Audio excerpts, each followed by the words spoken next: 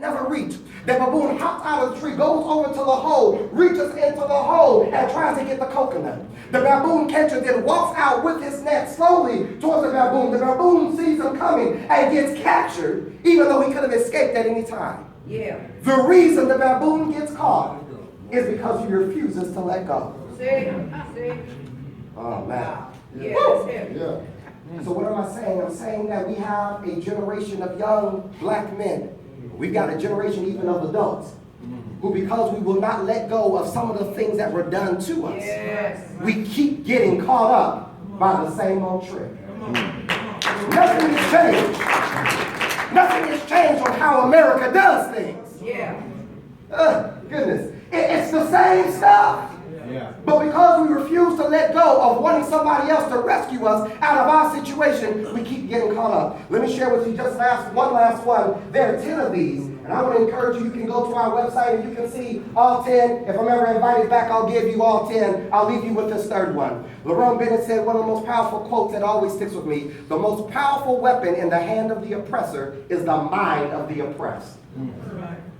The most powerful weapon in the hand of the oppressor is the mind of the oppressed.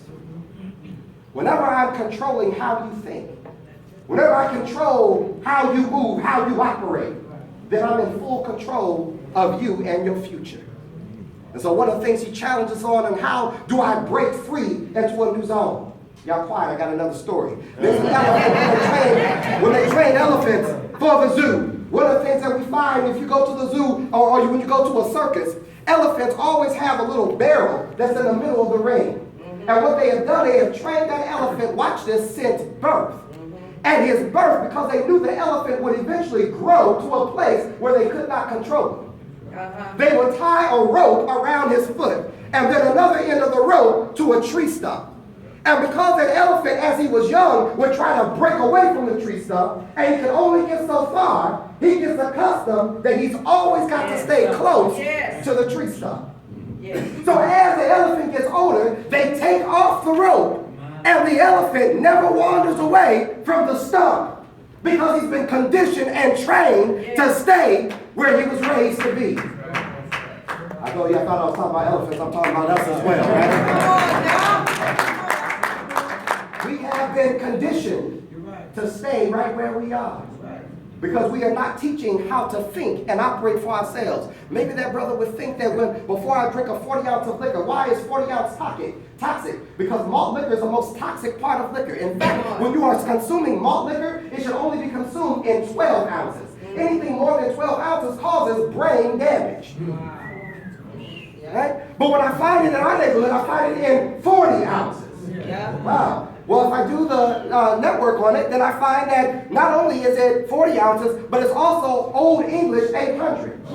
Old English is the name of a slave ship that cruised in the Atlantic Ocean during the 1800s. Right? 40 ounces like 40 acres in a mule. That's right. So if you're drinking that 40 ounce, who's still stuck on the plantation? Right? This is mental war on what's going on. Do you really believe the reason why you're not hearing more about what's going on in Flint, Michigan?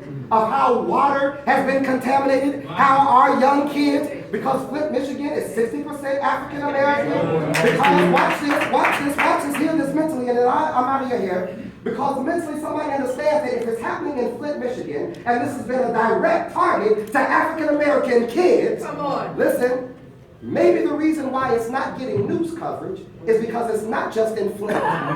But if you test the water in Baltimore and in New York and maybe in South California, you might end up seeing the same parallel. So they're not running news coverage on it, but I can hear about Porter Ranch all day.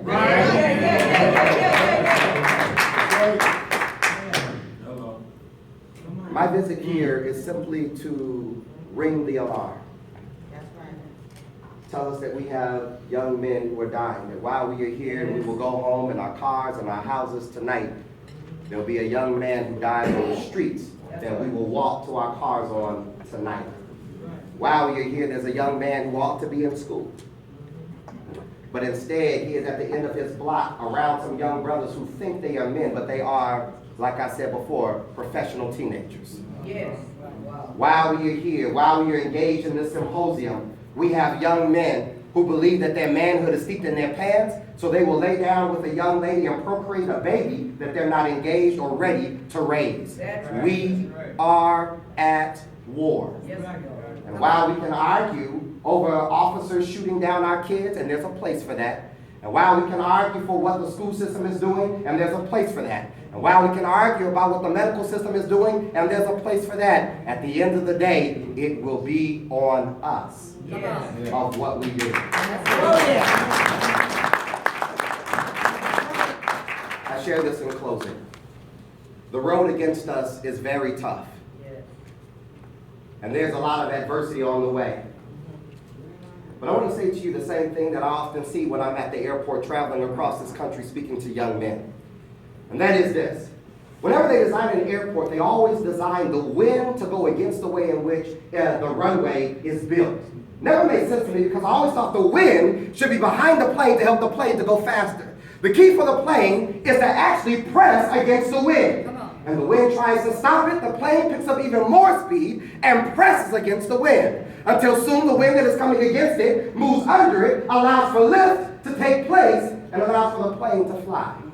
I share that with all of us who are in here, for the brothers who have been planning this symposium, for the sisters who are here who care about the destiny of where we are going. I am telling you that as we are on the runway of our lives, many different winds will blow against us. Sometimes those winds is funding. Sometimes those winds are thunders. Right. Not everybody who's willing to give money is somebody we ought to take money from. Yeah. I'll skip that for another time. All right. Not ready to go there. Not ready to go there. I get it. Not ready for that. Okay. Sometimes those winds are our own families who are asking us, why are you giving so much there when we got needs right here? Whatever the winds are that are coming against you, I tell you the same thing they say to that plane. Do not stop. Do not slow down and do not quit. Whether you're at the university, whether you're in the community, whether you're on the streets, no matter where you are, pick up even more speed against that adversity. My promise to everyone here is that the same things that are against us today will be the same things that are under us tomorrow, allowing us to fly and reach the great heights to which God has destined us to reach. Guys, God bless you. Thank you.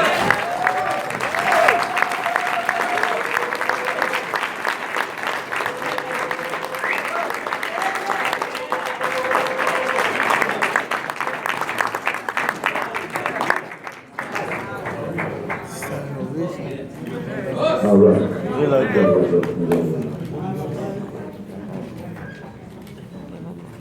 Brother Anthony, someone on staff will need a certificate for the Reverend Doctor. Somebody get a certificate, please. All right. So that gives us time for maybe one or two questions. Is that okay? Please. Yes, sir. Yeah, my name is Johnny King, and I'm in a. Let me just ask a question. I'm trying to get to the. Thank you. Yeah, I'm trying to get to a level of forgiveness. The question is, my daughter was molested. Yes. And in my actions, which is back, I was addicted to drugs and alcohol, and I've been getting taught to I have to forgive, I need to do this, I need to do that, but the man I am now,